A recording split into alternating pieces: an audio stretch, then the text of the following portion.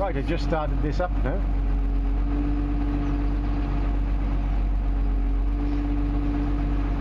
That's the length, that's the diameter. So that's a pre-programmed length that's in there. So when you cut a tree down, it'll go to that length first. And it'll feed forward and you'll see the thing come up there. And when it hits the selected diameter, you can cut it off with a saw button.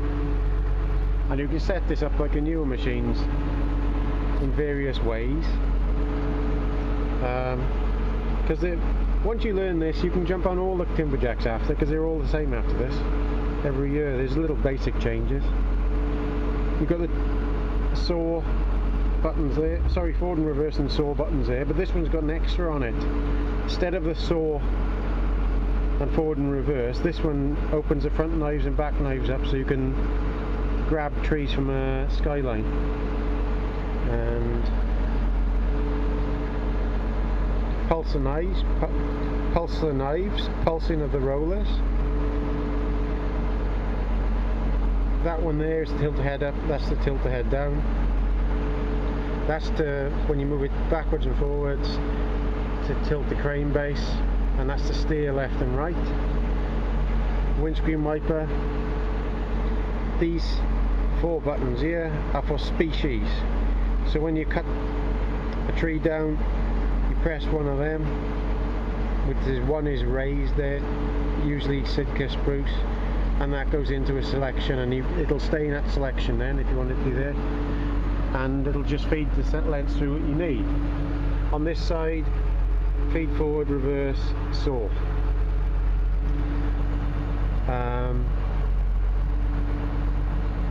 Now there's a lot to learn on here, I can't really explain this, but forward, reverse when you're driving, so it's running flat out with the throttle on. You just put your foot on the throttle, move it forward, take your foot off the throttle as you're harvesting, and it'll just stop and put the parking brake on, and you can still use the head and everything, so that's good. Just flick that back like that to go into reverse, and the same thing. When you're feeding forward and you, for instance, a tree gets some bark slips and the measuring goes a bit haywire on the length before you cut it off, just press the stop button and you can go back to the start again, and it won't count that tree in your totals then in the end. So for instance, if you made a cock up and you loosed over the tree, just press stop and go to grab the tree again or whatever, or reverse to the start. Like I said before, on the species buttons, these are like that on the other side. So you've got your species, Sitka spruce. You might have bars or logs on there, logs, bars, all different sizes, stakes on them there, A, B, C, D, E, F. So you can set it up so you hit one of them, and every size after that will cut until it hits the diameter, and then it'll move to the next one down. Or you can have it set up so you hit that and it'll just cut that size once and it'll go back to the cutting table. These are the log sizes, and you put your log sizes in there, but I have to be honest, I rarely use that because they fed forward automatically, which is just on the smaller species we used to do. Diff lock here, and not really sure what that was. I don't think that's with this machine. I think it used to be with the 870, I'm not sure now, can't remember. So that's them. Very good machine, very good machine. They are really reliable. At the back there's a thing where you can turn to adjust the contrast. Really reliable machines. I would have to say, out of all the ones I've driven of every make, these were the most reliable. And the only problems you used to get with them were basically with a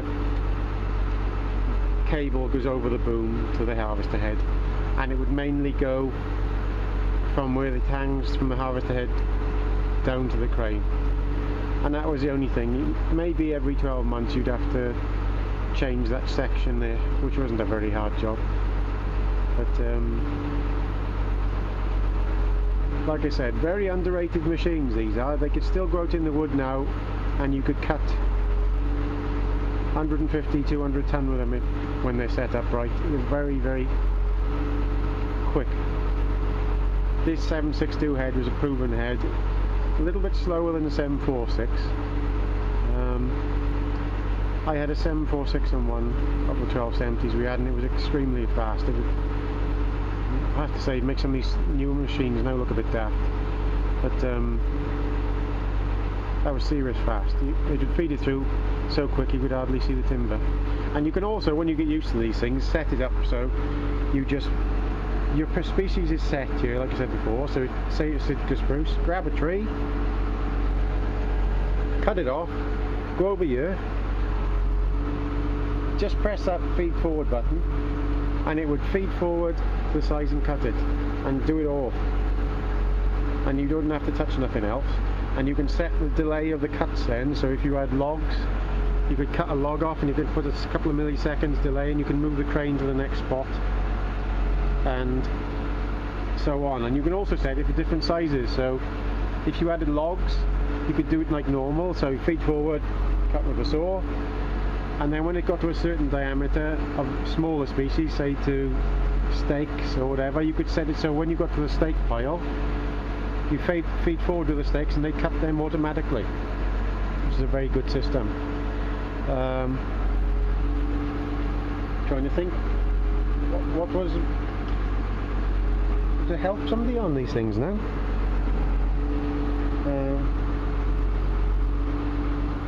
Basically, don't try to go too fast when you go on these things. Learn to use the things smoothly and you won't break stuff and they'll last a lot longer. So learn the cranes slow, just build your speed up slowly, and before you know it you're going faster than your reactions are faster than the crane. So I tended to use the crane in standard mode, and then once you get to the point where your crane's a little bit slower than you can handle, slower than you want, then up it a bit. So a lot of people try to use them too fast and they end up breaking rotators and God knows what, you know, trying to run before they can walk. So build your speed up slowly. That's all I can say really. I just thought I'd show you this machine before it went from you. Over and out.